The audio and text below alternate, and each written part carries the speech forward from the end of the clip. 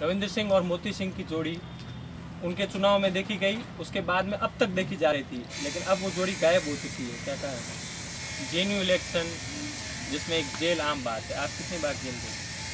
नमस्कार, मेरा नाम है कुलदीप और आप देख रहे हैं डेमोक्रेट भारत। जेएनयू राजस्थान का दूसरा सबसे बड़ा विश्वविद्यालय, और इस बार यहाँ से छात्र संघ चुनाव की दौड़ में है मोती सिंह जोधा जैसलमेर के फलसून से आते हैं। तो आइए हम बात करते हैं मोती सिंह जोधा से कि अब की बार उनकी किस तरीके की तैयारी है और क्या रणनीति रहेगी। सबसे पहले तो आपका शुक्रिया कि आपने हमें अपना कीमती समय इस कैंपेनिंग के दौरान में दिया। नमस्कार, और विशेष तौर पर आपके इस चैनल के माध्यम से देखने वाले सभी युवा साथियों को मेरा नमस्कार प्रणाम। हाँ, तो सबसे पहले आप इस सवाल से बोर हो गए होंगे, लेकिन अब रिवाज बन चुका है इस सवाल का। तो आप 2-2.5 सालों से एक्टिव है, छात्र हितों की लगातार मांग उठा रहे हैं, और जब जेएनयू की ज़मीन जेडीए द्वारा अधिग्रहित करने का भी मामला आया तो भी आपके वीडियो वायरल हुए, आपने अपनी आवाज़ बुलंद करी, उसके बाद भी आपका टिकट कट जाता है। क्या कारण है? बिल्कुल 2-2.5 साल से नहीं, मैं बिल्कुल 7 साल से लगातार छात्र राजनीति के अंदर एक्टिव हूँ। रही बात टिकट की, तो मैं मजबूती के साथ में दावेदारी कर रहा था। मैंने संगठन को पूरा 100% दिया, इसमें कोई कमी नहीं रखी, कोई दोहराए नहीं रखा। किसी कारण से हो सकता है उनके क्या कारण रहेंगे, उन्होंने टिकट कटा, ये पार्टी ने अगर किया है तो ये गलती किया है, उन्होंने कोई सही नहीं किया। रविंद्र सिंह और मोती सिंह की जोड़ी उनके चुनाव में देखी गई, उसके बाद में अब तक देखी जा रही थी, लेकिन अब वो जोड़ी गायब हो चुकी है। क्या कहा है? बिल्कुल 2019 में उन्होंने चुनाव लड़ा। जब भी उनको ज़रूरत थी तो उनके साथ में मजबूती के साथ में हम युवा शक्ति के साथ में खड़े थे। आज मुझे ज़रूरत है, अब उनके क्या कारण रहे होंगे, क्या परिस्थितियाँ रही होगी, किस कारण वो सामने खड़े हैं, वो सवाल उनसे करें तो बेहतर रहेगा। मैं मेरे रास्ते पर, सत्य के रास्ते पे अडिग हूँ सभी युवा साथियों के सहारे। नामांकन वापस लेने का दबाव जो आप पर बनाया गया, जैसा कि मैं सुन रहा हूँ, देख रहा हूँ, क्या वही दबाव अरविंद सिंह पर भी बनाया गया? या देखिए, अभी तक तो नामांकन हुआ नहीं है, तो नामांकन होने के बाद की बात है। जो आपका वापस लेने का जो बनाया जा रहा है आप पर दबाव समाज की तरफ से, या सुनने में जो आ रहा है?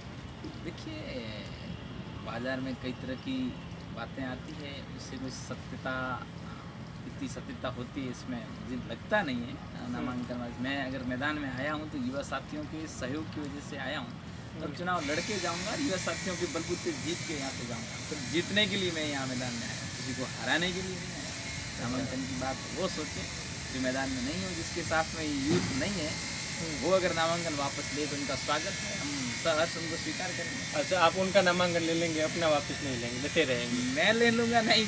हाँ। उनको अगर लगेगी यार हमें यूथ हमारे साथ में नहीं है, तो वो ले, तो उनका स्वागत है। एक सवाल है जो सबके मन में है, दबंगई और पावर, जिसमें सबसे ज़्यादा मैं पैसे को मानता हूँ। जेएनयू इलेक्शन में कितना मायने रखता है? देखिए, सब अलग अलग भिन्न भिन्न तरीके से चुनाव लड़ते हैं। कोई दबंगी के माध्यम से चुनाव लड़ते हैं, कोई बड़े बड़े होल्डिंग्स के माध्यम से लड़ते हैं, कोई बड़े बड़े लग्जरी गाड़ियों के माध्यम से चुनाव लड़ते हैं। मुझे लगता है कि विश्वविद्यालय का पहला चुनाव है जिसमें युवा शक्ति ही अपना प्रतिनिधित्व तय करेगी, और युवा शक्ति यह तय करेगी कि कौन सा व्यक्ति है जो हमारे साथ में हमारा भाई बनकर केवल चुनाव के समय भी नहीं, चुनाव के बाद भी साल भर हमारी समस्याओं को समाधान करने के लिए तत्पर रहेगा। और मैं अगर चुनाव लड़ रहा हूं तो आपकी जानकारी के लिए बता दूं, केवल एंड केवल 36 कौम के युवा साथियों के सहयोग और आशीर्वाद की वजह से ही आज आपके सामने बैठा। अच्छा, जेएनयू इलेक्शन जिसमें एक जेल आम बात है, आप कितनी बार जेल गए? बिल्कुल, जब आप जेल की बात करते हो तो कई प्रत्याशी ऐसी नौबत अभी तक आई नहीं है, लेकिन अभी 2 बार मैं जेल, अभी प्रत्याशी घोषित होने के बाद जब से मैं मैदान में उतरा हूँ तब से 2 बार जेल जाके आया। अच्छा, जेल में रुके या फिर कितना समय तक रुके जेल में? हाँ, एक दिन बिल्कुल जेल के अंदर रुका हूँ, वो भी अनुभव प्राप्त हुआ है। सबसे महत्वपूर्ण सवाल, क्या मुद्दे हैं जिस पर अब की बार आप स्टूडेंट के सामने लेकर आएंगे? बिल्कुल, ये आपने सबसे अच्छा क्वेश्चन किया, और आपके सब क्वेश्चनों में मैं आपको सबसे बेस्ट क्वेश्चन का मानता हूँ कि यार विश्वविद्यालय का चुनाव में आप लड़ रहे हो तो आपके मुद्दे क्या हैं। बिल्कुल, मेरा पहला यही है कि ये चुनाव केवल एंड केवल मुद्दों पर चुनाव हो। हर बार का जो चुनाव होता है 2 जातियों के बीच में चुनाव होता है। इस बार का चुनाव मेरा स्पष्ट शब्दों के अंदर कहना है कि जातिवाद से ऊपर उठकर स्टूडेंट के हित के अंदर चुनाव हो, केवल एंड केवल मैनिफेस्टो मुद्दों के ऊपर चुनाव हो। अब आप पूछ रहे हो कि मुद्दे क्या हैं।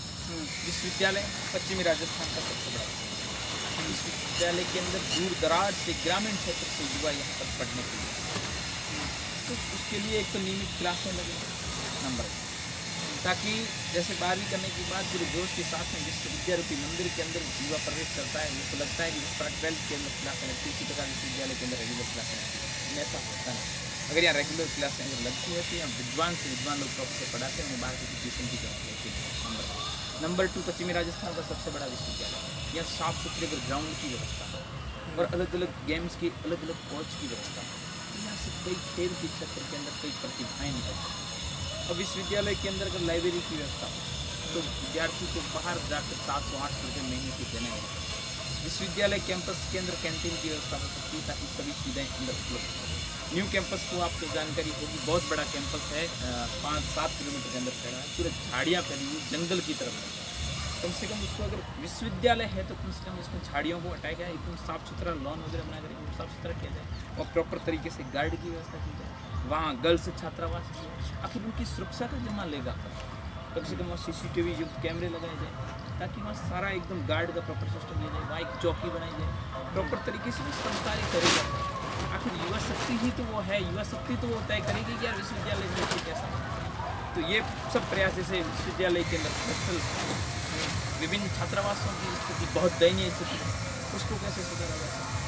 तो ये सब प्रॉपर तरीके से ग्रामीण क्षेत्र से आने वाले कई युवा जिनकी आर्थिक स्थिति बहुत कमज़ोर है, तो उनको स्थिति कमज़ोर है तो उनके लिए क्यों न प्रोफेसर अलग से एक क्लास लगा के उनको पढ़ाए ताकि उन्हें भी और आसानी हो और वो पढ़ाई आगे कर सकें।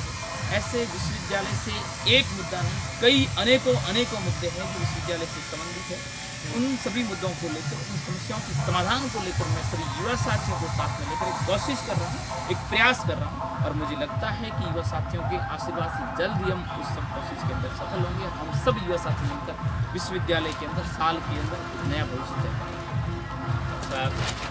रविंद्र सिंह, कई बार मुझे आप में वो रविंद्र सिंह भाटी वाली छवि देखने को मिलती है, हालांकि ये मेरा निजी विचार है, निजी सोच है, जैसे ताल ठोक कर बात करना या फिर बुलंद आवाज़ में बात करना, तो ये क्या कारण है? साथ में ज़्यादा रहे हो इस वजह से या आप समझ गए हो कि लोगों को प्रभावित करने का यही तरीका हो सकता है?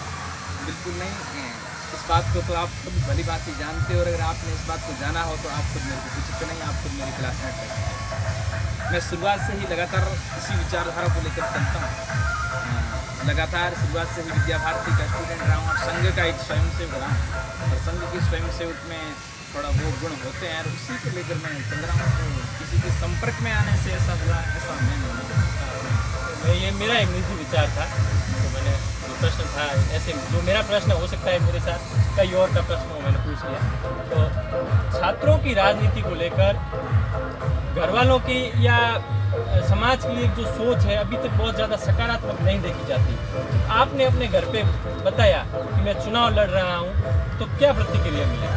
ये सवाल बहुत आपने बहुत ही अच्छा किया। तो परिवार वालों ने मुझे कहा, क्योंकि मैं खुद एक प्रशासनिक सेवा की तैयारी कर रहा हूँ, तो घर वालों की भी यही इच्छा थी कि आप प्रशासनिक सेवा में जाके कुछ अच्छा कार्य करें या कुछ टीचर वगैरह बन जाए, कुछ नौकरी कहीं लग जाए।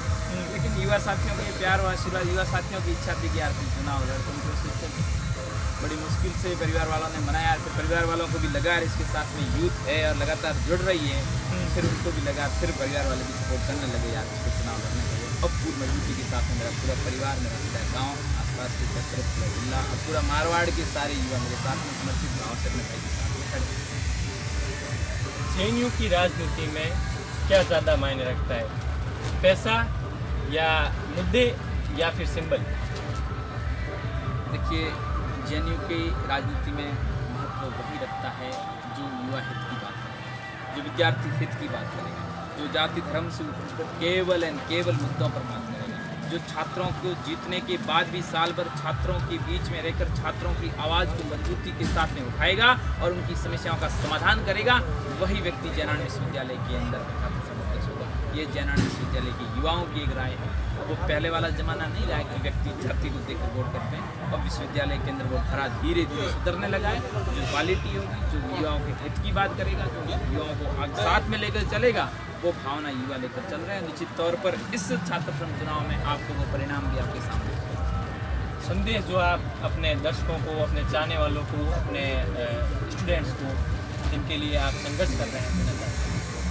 बिल्कुल निश्चित तौर पर आपके चैनल के माध्यम से जितने भी युवा साथी जुड़े हुए हैं उनसे यही निवेदन कर रहा हूँ कि मैं एक कोशिश कर रहा हूँ, मैं एक प्रयास कर रहा हूँ, एक ग्रामीण क्षेत्र से आता हूँ, यहाँ तक अगर पहुँचा हूँ तो आपके जो माध्यम से देख रहे उन्हीं की वजह से यहाँ तक पहुँचा हूँ। तो यही कहता हूँ कि आप, मैं ये नहीं कहता कि आप दरअसल पे यार आके मेरा सपोर्ट करिए, सोशल मीडिया के माध्यम से भी आप अपनी आवाज़ को जन जन तक पहुँचाने का कार्य कर सकते हैं। तो आप अगर इस आवाज़ को बुलंद करेंगे तो हमेशा आपका भाई आपके साथ बहुत बहुत शुक्रिया, आपने अपना समय दिया। तो ये थे मोती सिंह जोधा, जैसलमेर के फलसून से आते हैं और इन्होंने हमारे सारे सवालों का बेबाकी से जवाब दिया। शुक्रिया। आप देख रहे थे डेमोक्रेट भारत।